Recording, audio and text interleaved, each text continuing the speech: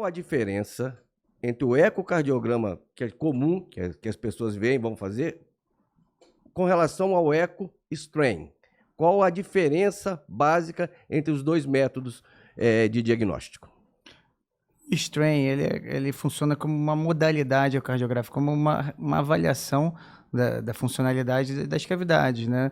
Ele pode ser calculado tanto do ventrículo esquerdo como de qualquer cavidade do coração. O Strain vem num contexto de tentar se aprimorar a avaliação da função ventricular. A gente sabe que o movimento de torção, que é o movimento do coração, é um movimento muito complexo. A gente tem a fração de ejeção que realmente tem muita sustentação em várias situações, mas o Strain ele veio para tentar prever melhor esse movimento de torção, né? Por isso a gente tem o Strain circunferencial, radial e longitudinal, uma tentativa de prever esse movimento.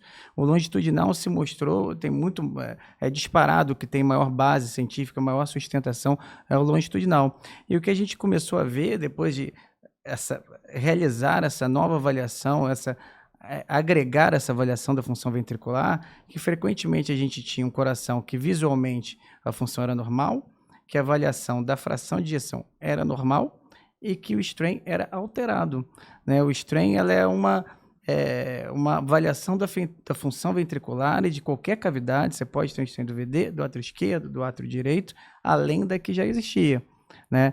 É a tentativa da tecnologia e da ciência de tentar aprimorar a função ventricular, a avaliação da função ventricular, né? Quando a gente fala na fração de ejeção, as pessoas não sabem, mas a questão física que está por trás disso, a gente dá algumas medidas de diâmetro do coração, né? A máquina, o computador, né, ela pega essas medidas que a gente dá para ela e pega uma figura geométrica aproximada do que é o coração. A figura geométrica que ela usa é uma elipsoide de revolução, para quem gosta de física, né? Então, ela vai usar o diâmetro diastólico e o diâmetro sistólico, vai pegar essa elipsoide de revolução e vai calcular o que entra e o que sai, basicamente. Isso é uma medida aproximada, né? Isso é uma medida aproximada, que ela é muito boa, funciona muito bem, tem mais do que tem muita sustentação científica em N doenças, mas o Strain vem como uma tentativa mais de aprimorar a avaliação da função ventricular e das outras cavidades do coração. A sintonia fina, vamos dizer assim, né? Exatamente. Buscar a sintonia fina. Buscar a sintonia fina. E a gente foi vendo que, eventualmente, um paciente poderia ter fração de ejeção normal, avaliação visual normal e ter um Strain alterado. E isso estaria relacionado a alterações precoces. Isso pode acontecer em várias doenças crônicas.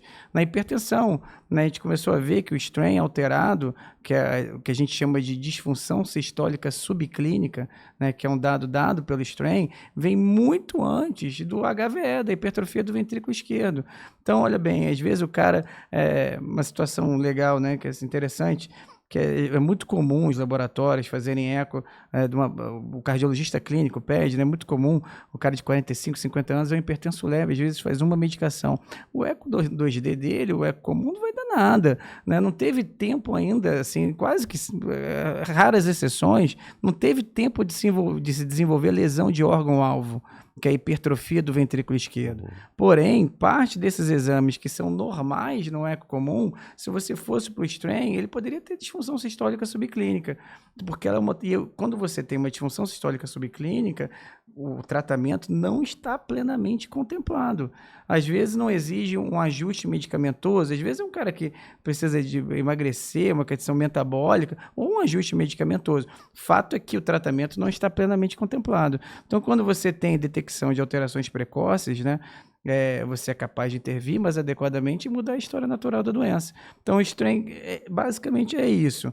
É uma tentativa de prever o movimento de torção do coração, uma tentativa de melhorar a avaliação da função ventricular, de tornar menos operador dependente, né? A fração de ejeção que a gente fala, ela é extremamente operador dependente.